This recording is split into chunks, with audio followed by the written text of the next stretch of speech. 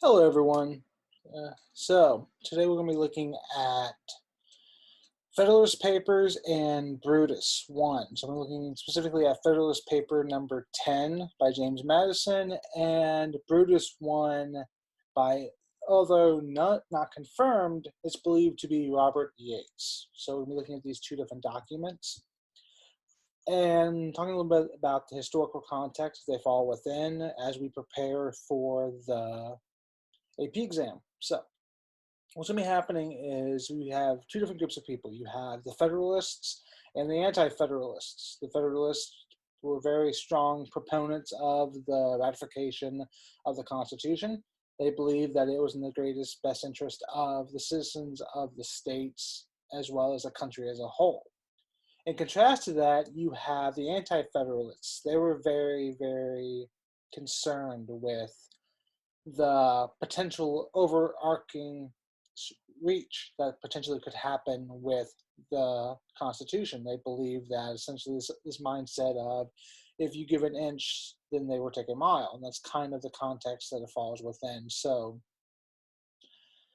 what we're looking at is some of the positives and negatives and the neutrals that took on between these two particular documents.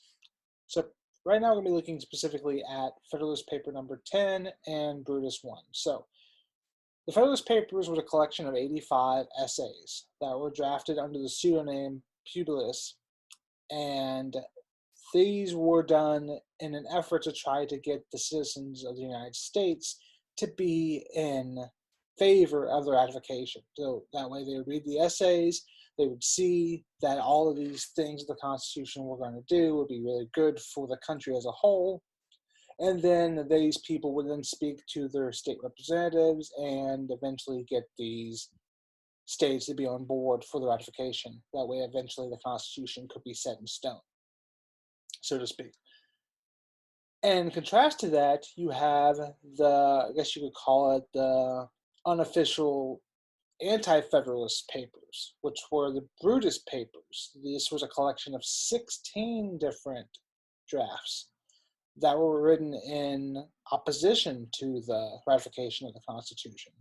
Essentially, this idea that these essays believe that it would essentially be the leading the sheep to the slaughter, essentially. This idea that what would happen is the citizens would give up their freedoms and eventually all would be lost. Is essentially the mindset, the attitudes from the Anti-Federalists at the time. So as you can see here, I have a quick reference guide, kind of breaks down the main ideas as well as some of the main takeaways, but I'm going to go a little bit more in depth in our conversation, and then I will take and upload a little bit more of this as we progress through it. But today, specifically this video, we're looking at Fed 10 and Brutus 1. So some of the big ideas behind Fed 10, so Federalist Paper number 10 was drafted by James Madison.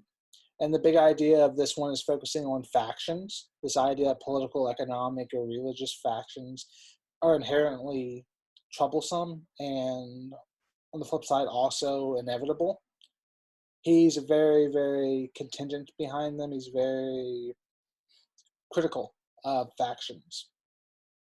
He argues that a strong united republic would be more effective than individual states or controlling factions. So he believes that definitely more power needs to be given to the central federal government. And by doing so, it allows for a more top-down approach, which could potentially lead to a more effective umbrella approach to trying to reduce the influence that these particular factions may have in a negative light on the country as a whole. In addition, another large takeaway is that a large republic will help control factions because as more representatives are elected, there'd be a greater number of opinions. Therefore, it is far less likely that there would be one majority oppressing the rest of the people. So we're going to go a little bit more in depth into this, specifically looking at some of the key points from the Federalist paper. So One of the first arguments we're looking at is in relations to the potential dangers that factions may present to the rights of other citizens. First off, he is noted for saying that the violence of faction is a mortal disease of popular governments. The public assemblies have been infected with the vice of majority tyranny. Measures are too often decided not according to the rules of justice and the rights of the minor party, but by the superior force of an interested and overbearing majority. Essentially, this idea that majority rules, and essentially this, just because it's popular doesn't necessarily mean it's right. And this is something that's carried with itself through various different other contexts and events throughout human history, as well as American history, as well as political government history. This idea that just because it's popular doesn't necessarily mean it's right. We see this in relations to a lot of equality and discrimination cases, specifically looking at race, gender, as well as orientation, economic status. A lot of the things that fall within the equal opportunity employer, like descriptions that we have and rights and protections that you have, are really because historically there's been this issue, whereas just because it was popular doesn't necessarily mean it's right. And just because it's not right, it's up to the people themselves to rid the world of wrongdoing, essentially, is what we're looking at. First off, what has to happen, especially someone like Madison who's trying to convey this argument, is he needs to establish a clear, concise understanding and definition of what an actual faction is. So he's trying to make an argument against them. Well, he needs to give the viewer a snapshot of what a faction is, and he does so in his writings. He refers to a faction as a number of citizens, whether amounting to a majority or minority of the whole, are united and actuated by some common impulse of passion or of interest, adverse to the rights of other citizens or to the government, permanent and aggregate interests of the community. So essentially this idea that they go against the grain is the people taking the more objective approach to what the consensus is in some cases. And then he needs to go into depth of how do we approach this. So we have this issue. He establishes why it's bad because it's very selfish. It focuses on one specific self-interest, not in the greater good of society. That's one argument being made. This is a line of reasoning that he establishes as to why it's bad. Now he's going to providing evidence as to why it's bad, and also providing a solution to the problem. So this is his solution. His solution is, how can we cure this? The mischiefs of factions. We can either cure it by removing its causes, so eliminating whatever allowed for it to happen in the first place, or number two, controlling its effect. We either can take and eliminate the means that allowed for it to happen, or we can regulate the faction into submission. And in addition to that, so how do we remove it? Well, he provides some means to do so. He believes that there's two different methods that we can use to remove the causes of a faction. First method is to destroy it. He believes if you destroy the liberty essential to its existence, then it can no longer be. Number two, he believes to give every citizen the same opinions, the same passions, and the same interests. If you make it now universal to all people, it no longer carries with it the same level of pizzazz that it had before. It's no longer as popular. If everyone has access to it, because if everyone has it, then it's not popular anymore. Think about trends. When no one has a particular item, everyone loves it. But then once it becomes widely available, is no longer as viewed as being as attainable or as desirable, I guess you could say. Kind of like money. You know, if money was printed and everyone had access to billions and billions of dollars, money itself wouldn't really carry with it the same level of interest or desire that we typically associate with it. So that's one thing we're looking at. A remedy that is worse than disease. So think about this, okay? In some cases, the cure could be worse than the disease itself. This is because it is unwise. It entails the abolition of liberty, which is essential to political life. So even though we could be successful with stopping these factions by eliminating the access to liberty that allowed for it to happen in the first place, the argument made by Madison is this technically would cure the problem. However, the lasting effects of the cure would be worse than the disease itself, which is the factions. So that's something you definitely have to look at. This is something that we look at in other aspects as well of life. Focusing on this specifically right now with the whole COVID-19 epidemic.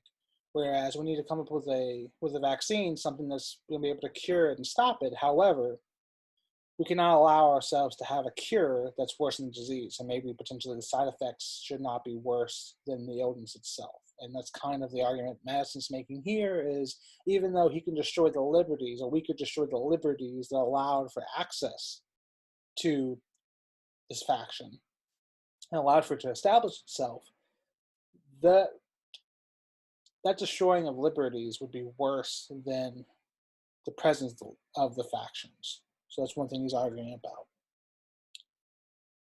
And in addition, it's also impracticable. Opinions, passions, and interests are unlikely to be in harmony. Essentially, there's never going to be a consensus between all people. It's not going to happen. Even though that everyone may have equal access to it, there's not going to be equal interpretation or equal reaction, or not all people are going to act in the same way. So, the diversity in the faculties of men from which the rights of property originate is not less an insuperable obstacle to a uniformity of interests. The protection of these faculties is the first object of government, and that leads to the division of society into different interests and parties. So essentially, what he's saying here is that even though you could technically do it in theory, in practice it wouldn't be, because the goal of government in the first place is to protect the liberties of the people, to protect the government from becoming too overbearing, too overarching.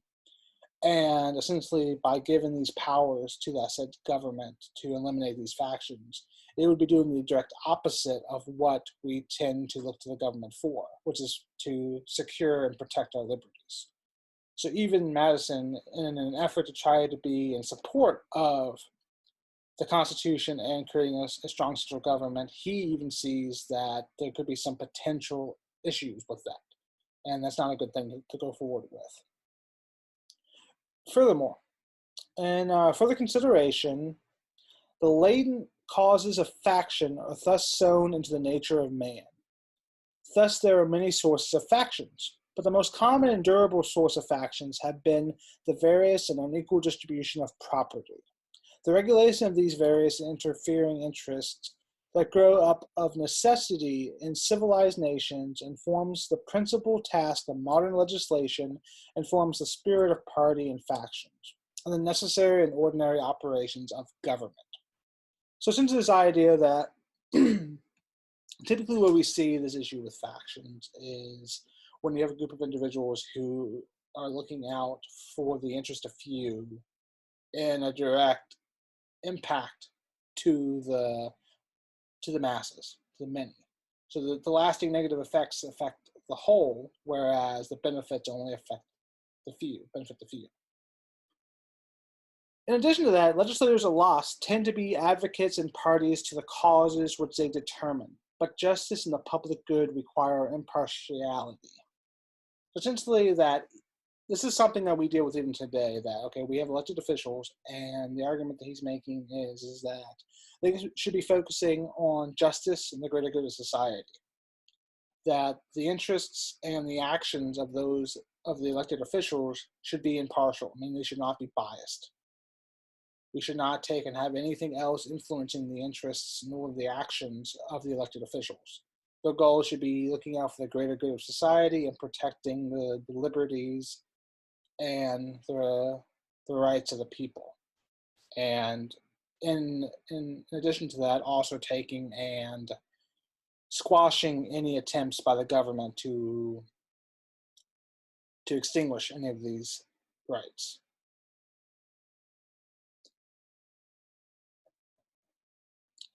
In the end of the first section of his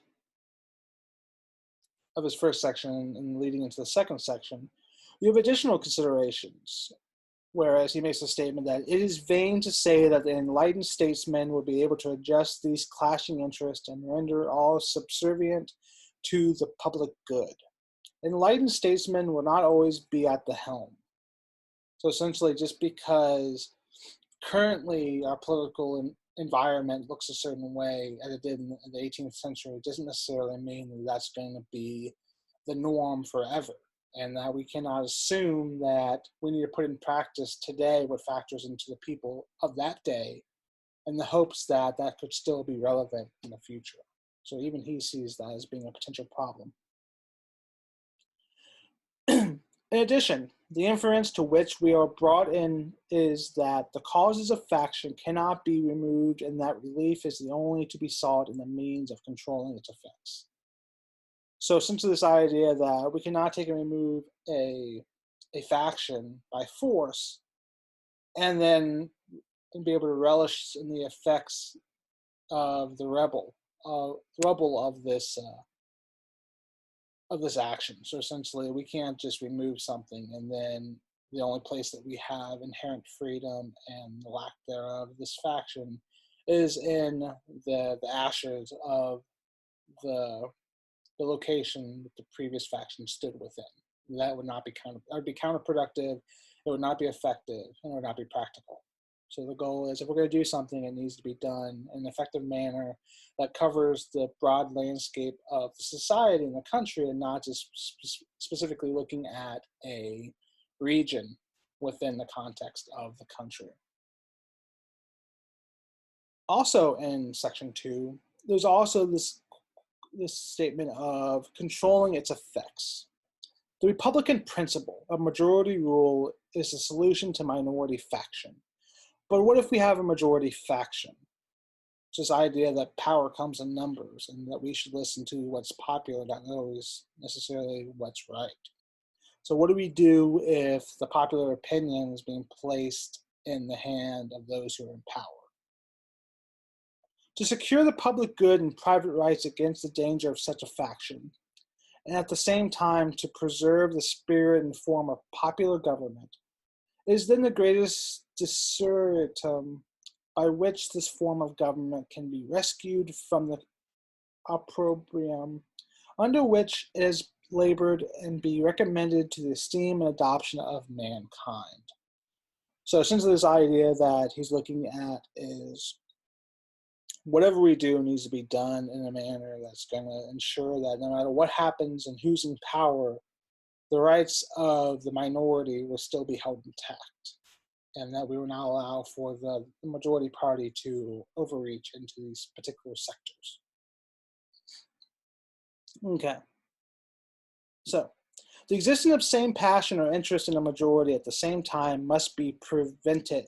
The majority having such coexistent passion or interest must be rendered by their number and local situation, unable to concert and carry into effect schemes of oppression. So even if what's popular and those who are in power tend to be in sync with each other, there needs to be efforts put into place to ensure that we can take and have those in power and the rights of those who are not commingling together at the same exact time. This coexistence is necessary for the sustainability of the nation. And what he believes is the form of government that can implement the solution, the one he believes has the ability to be successful in coexisting and mingling and bridging the gap between these two questions of what is popular versus those who are in power and the potential issue that comes with oppression, is, in his argument, a pure democracy would be the best case effort to fight against these potential problems and to provide solutions universally across all bounds. In addition, he argues that a republic, by which I mean a government in which the scheme of representation takes place, opens a different prospect and promises the cure for which we are seeking. The two great points of difference between a democracy and a republic. The first difference is to refine and enlarge the public views by way of the election system. The question is, do we choose small or extensive republics? Is it better then, because of it, it provides a greater probability of a fit choice of representatives? Is it better because it would be more difficult for unworthy candidates to practice the vicious arts by which elections are too often carried? So essentially this idea of using corruption to secure seats and then to maintain hold of that seat. The Constitution forms a happy combination, so a happy blend between these two. The great and aggregate interest being referred to the national, the local, and particular to the state legislatures. The second difference is the greater number of citizens and extent of territory which may be brought within the compass of Republican than of Democratic government.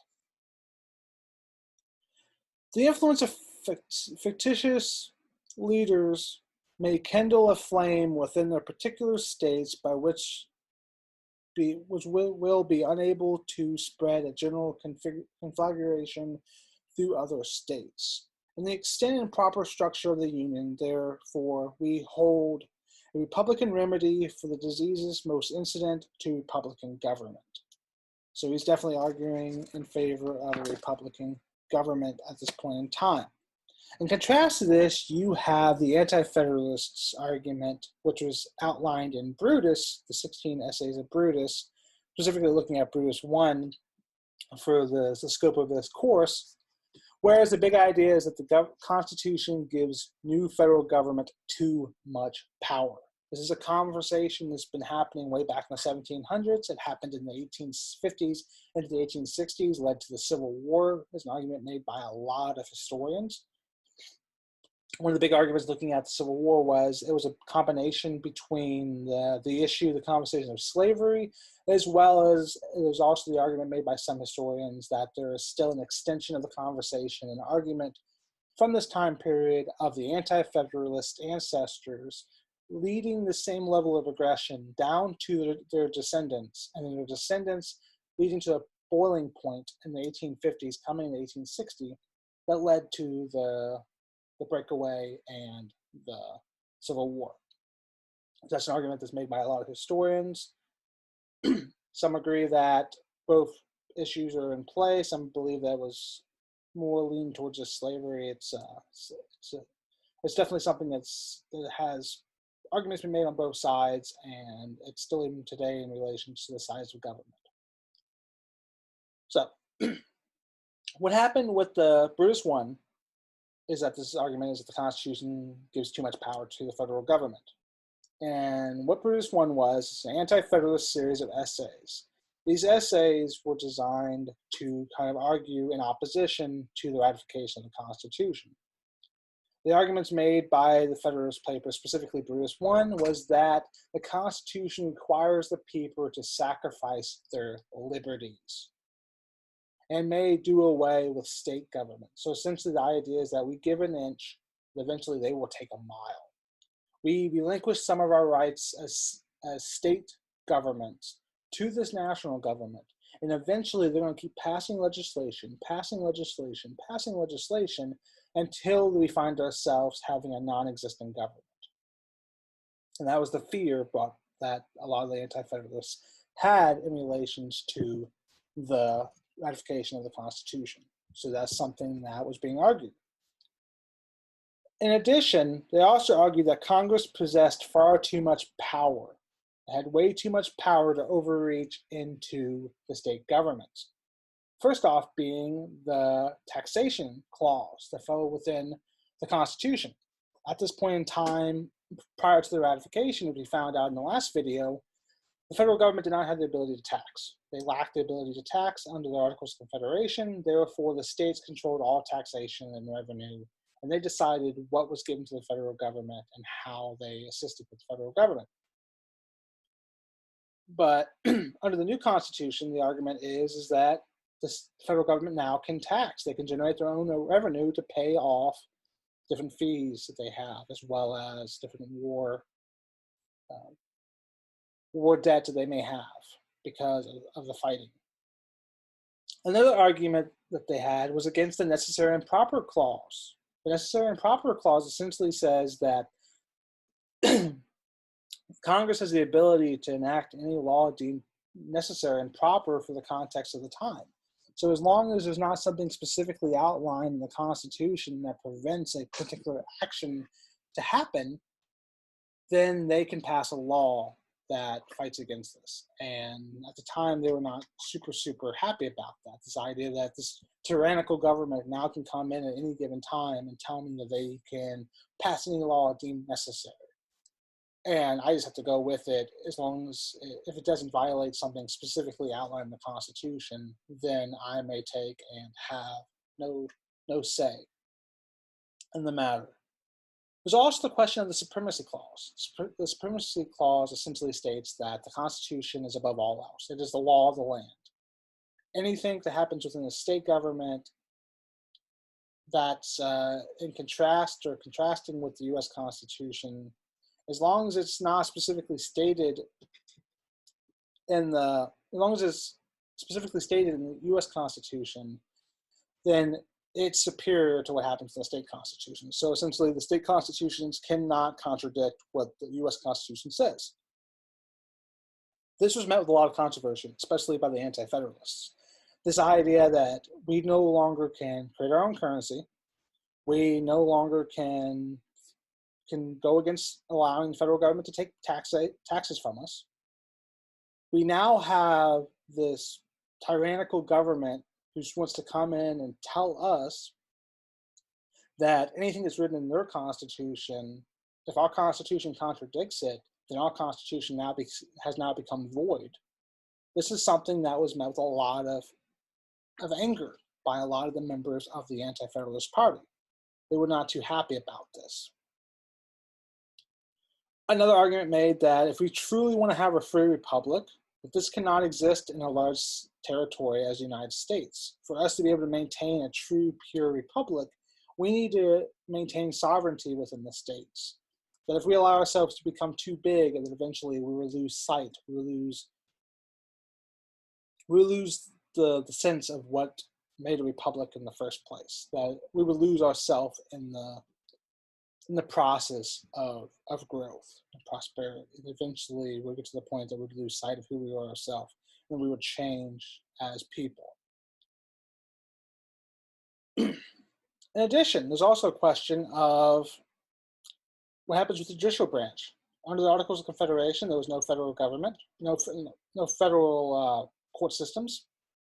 Therefore, the state court systems were superior.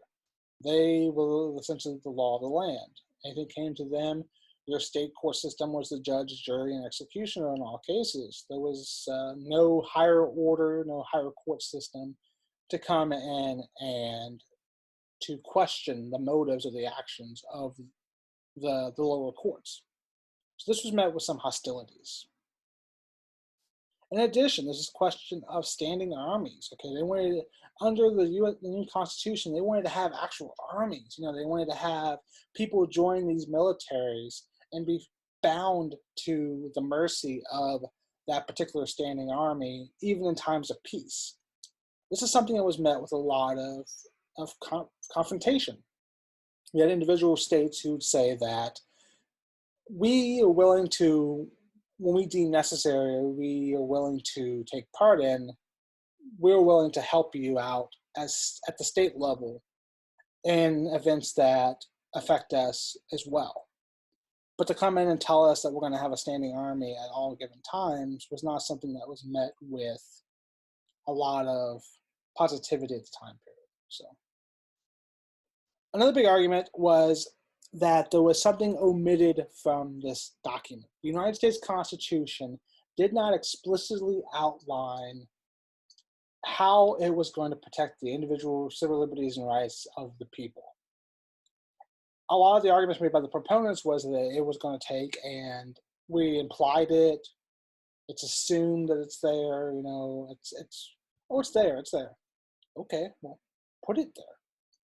And that was one of the big arguments, one of the big contentions brought forth by the Anti-Federalists, is that they didn't specifically have it outlined how it was going to protect and how the civil liberties and rights of the individual citizens within the country would be protected under this new constitution. And this was something that was met with a lot of hesitation and a lot of confliction by the Anti-Federalists.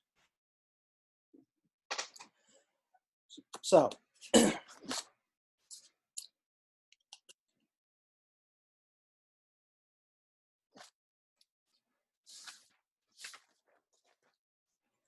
little bit more to that, looking at this idea that they believe that not just affecting what happened with the courts, but there would be a diminishing and destruction of both the legislative and judiciary powers of the states.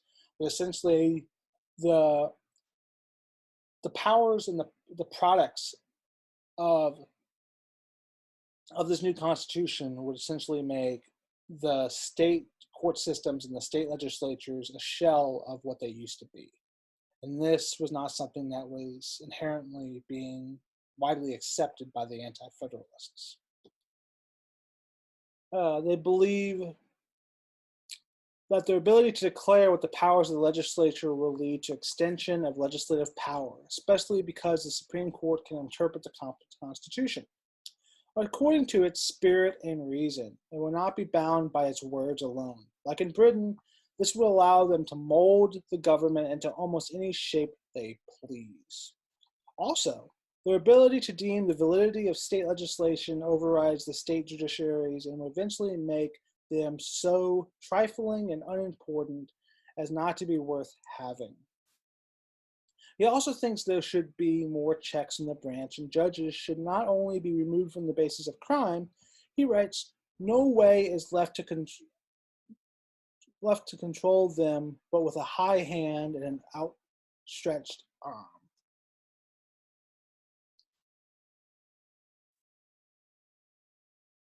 Another area that he argues about is the 3/5 compromise. The question that he has is about the validity of the 3/5 compromise. He asks, if slaves have no share in government, why is the number of members in the assembly to be increased on their account? He sees this as one example of the corruption of the branch. The fact that each state, regardless of its size, will have the same number of senators is only the feature of an importance in the constitution of a confederated government, and is one of the few aspects of the legislature that Brutus approves of.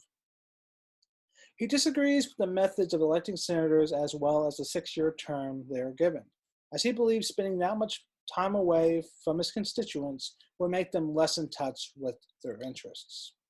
He advocates for rotation in government to avoid the problem of men serving in the Senate for life. He also objects to Congress taking part in the appointment of officers and the impeachment, as it gives them both executive and judicial powers, and he deems such a blurring of the branches as being potentially dangerous.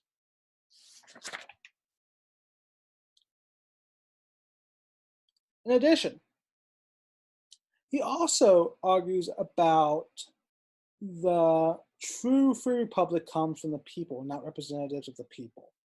With the population and geographical size of the United States, he warns that citizens will have very little acquaintance with those who may be chosen to represent them. So essentially, this idea that the person that they would choose to be the representative, they may not know at all. And may have never seen them, never heard them speak, may have no connection, may not be able to write them and have any responses back. So there's a lot of conflictions about this. A great part of them will probably not know the characters of their own members, much less that of a majority of those who will compose the Federal Assembly. They will consist of men whose names they have never heard and whose talents in regard for the public good they are total strangers to.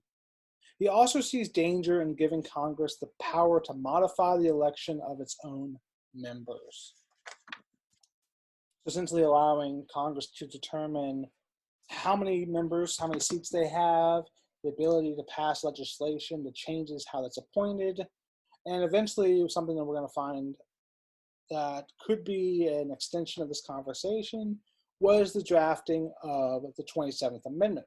What the 27th Amendment did was it allowed for Congress to enact a pay raise on their behalf that would go into effect at the next congressional term year, next congressional session year. So when a new class came in, that would enact the new pay raise. This could be seen as something that Brutus would have been in conflictions of, as well as the ability for the total number of representatives within the House to change. So currently right now it's 435. It's gradually increased throughout time. And arguably it could increase at any given time if Congress decided to vote on such a measure. And this is something that Brutus would have argued could be a potential problem by giving so much power to this entity. So a little bit of overview, particularly looking at Federalist 10 and Brutus 1. In the next video, we're going to be looking at Federalist Paper number 51, as well as Federalist Paper number 70. Federalist Paper number 51 gives us probably one of the most famous quotes ever from Madison, and probably one of the most famous quotes ever from a political entity within the United States governmental history, which is this idea that if men were angels, no government would be necessary. But we're going to focus on that a little bit more in the next video. And hopefully you were able to get some insight out of this, able to see some of the conflicting arguments made, the counter arguments made on both sides about the good, the bad, the ugly sides to how the ratification process was going to happen leading up during this 18th century. So until next time.